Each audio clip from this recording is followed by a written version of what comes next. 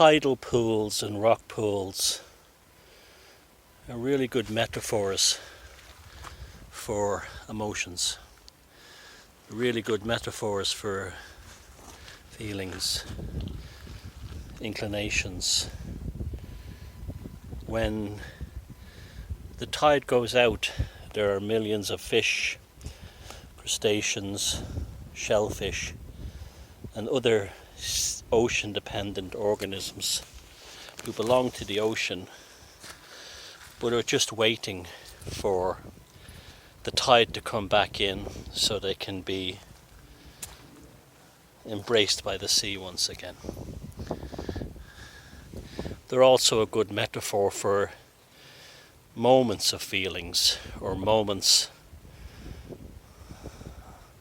of high emotions, that they're isolated in the scheme of things, but the tide comes in and it carries them out into the ocean. It's hard to be in a bad mood on a perfectly beautiful Irish spring day like this. I'm out for my normal Sunday morning walk. This is my church. This is where my gods live and goddesses. Let's not forget the ladies. Not to sound patronising, but you know what I mean. And this is where I find my gods and goddesses. And this is where I find my fate. And this is my pew. I sit on this rock every time I come here. And I stare out across the bay at the mountains and the sea. And here comes spring, and soon this will be filled with migratory dolphins and seals, and life will continue. But it only takes one human being or a group of human beings to pour pollution into this landscape and contaminate it, destroy the ecosystem. For a while it always repairs itself. Nature's incredibly resilient, as we know from the wildlife at Chernobyl, and it comes back. We're not as powerful as a species as we think we are. We're just part of the chain, and that's why I choose to be a pagan and a heathen and not a Christian. And speaking of Christians, all the Sunday media and newspapers, and even the sermons, the shameless sermons in the Catholic churches today will talk about what happened at Tuam and what happened at Golden Bridge and what happened in the Magdalen laundries and in the industrial schools and all the other crimes committed by the Catholic Church is a shame upon our land. Look around you. This is a land without shame. There is no shame or guilt here, and nor should there be. This way of transferring the blame from the individuals involved to the collective is how the Catholic Church in Ireland has always gotten away with it. They've never held their hands up once and said, we're scum, we're evil, our evil religion attracts evil men and women. No, they say, sure, we're all to blame. We're all to blame. And why I don't buy this is the same reason I don't believe that Germans as a whole are responsible for the Third Reich. Why I don't believe that British people as a whole are responsible for the crimes of the British Empire. Why I don't believe Americans as a whole, white Americans, European Americans, are responsible for the crimes against Native Americans. And why I don't believe the Russian people are responsible for the Bolsheviks, and why I don't believe that the Yugoslavian people, as they're now Croats, Bosnians, Serbs, are not responsible for the crimes of the Yugoslavian Civil War.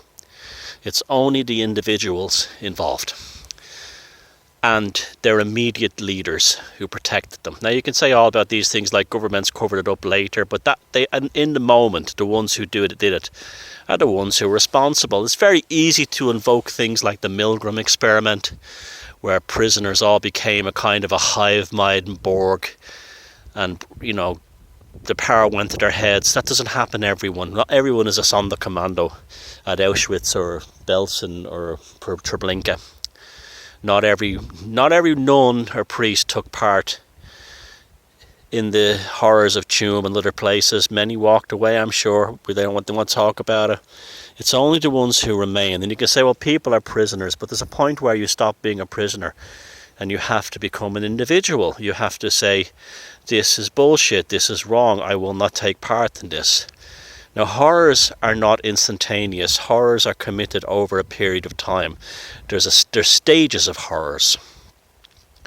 It didn't begin with a mass killing. It begins with a dehumanization process. And this is what makes the Catholic Church a cult. The thing that defines the difference between me seeing a cult and a sect is just a place, I'm going to start walking again, is a place with just religious ideas.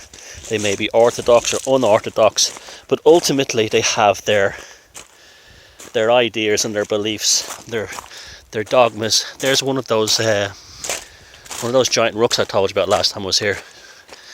He's flying away. Look at the size of him. The greyback, absolutely enormous. It's a sect doesn't dehumanize and attack people. A cult is determined because it dehumanizes. And genocide begins with dehumanizing. A smear campaign, taking someone out from the sect and saying they're unworthy of our connection, they're unworthy of life, they're suppressed people, they have original sin, they're organic portals. This is how a cult thinks. And that what begins with that ends in what happens at places like Tuam, especially if they have cult compounds. And that's what the Bon Secours home in Tuam was. It was a cult compound. Just like Auschwitz, Treblinka were cult compounds of the SS Eisengruppen. You create the compound, you dehumanize the non-believers, and that's it. Now, these women were dehumanized at these mother and child baby homes because they got pregnant outside of wedlock. The children were dumped in a septic tank because many of them were not baptized. I remember they said it's 800 odd or 750 or something so far. It's probably well over 1,000 because many would have went in there with birth certificates, especially the ones who got the children who were born to nuns who had sex with priests, or just met a nice boy who worked as a gardener or as a tradesman in the convent, and hormones and romance and love does the rest. I can't honestly blame these young nuns. Look at that beautiful piece of white quartz there. This is, if you're collecting crystals, these are the ones you collect. These are the ones that work. Because these crystals, when the crystals that you buy in the New Age shop have been brutalized by the mining and extracting process, and all the energy has been shocked out of them, they're filled with shock.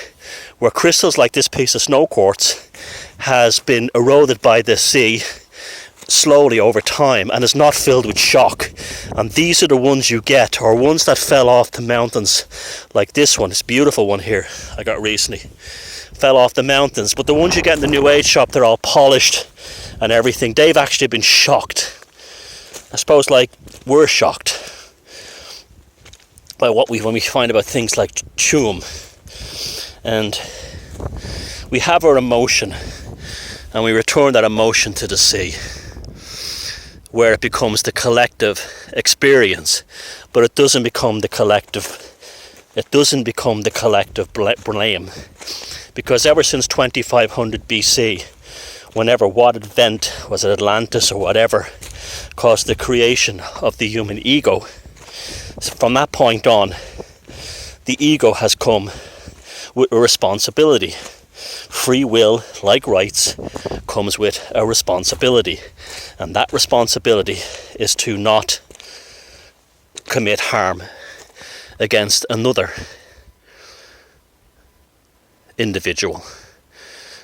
By joining the cult, by joining the collective, not only can we pass the blame from the guilty onto the whole, but we can pass the collective, the reconstructed collective of individual egos, and use them to assault an individual who's not part of the collective, which is what happened to each individual child and mother in places like Tuam, or any kind of target of a cult. They've sacrificed their individuality to become the Borg, to become the reconstructed collective moron. And there's no excuse for this. None at all. Gosh, it's beautiful here. See, Ireland is a beautiful country. I've been all over the world, and Ireland is still one of the most beautiful places on earth. There are a million locations like this on this small island. This is not special. It is special, but you go from one end of the country to the other, you see this. But I've noticed places like Tuam, they're always built in away from the coast, away from the gods and goddesses, where you're closest to them. Remember I spoke about the Terminator of the ritual landscape, the twilight. Well, at the coast you feel this. They tend to move them inland, but not exclusively. So remember that. I'm hearing a lot of Irish people saying the usual bullshit that the Jesuit boys in the media, the journalists who have all been even the college-educated rationalists and the college-educated agnostics and atheists are all playing this collective game because they won't point the finger at the expensive rugby school or college that they went to run by Jesuits or nuns. And they'll say, sure, the ones I knew were cool. The brothers I knew were cool. The Christian brothers. They weren't the ones who were using dogs to hunt down children who escaped from Letterfrack industrial school. Their kids are being raped by them. No, they're different. No, the ones who are to blame are the individuals who did it, not the nation. Not the nation, not the society. And then from that, the cult itself. The Catholic Church or whatever the cult is they follow, the SS or whatever flying saucer or doomsday comet cult that follows it, they're the ones to blame. And you can't say I was brainwashed or I was stupid, because at some point you switched off your individuality. When you picked up that baby, and like the bones of its body were soft and hadn't developed, and you threw it into a septic tank. Only you did that.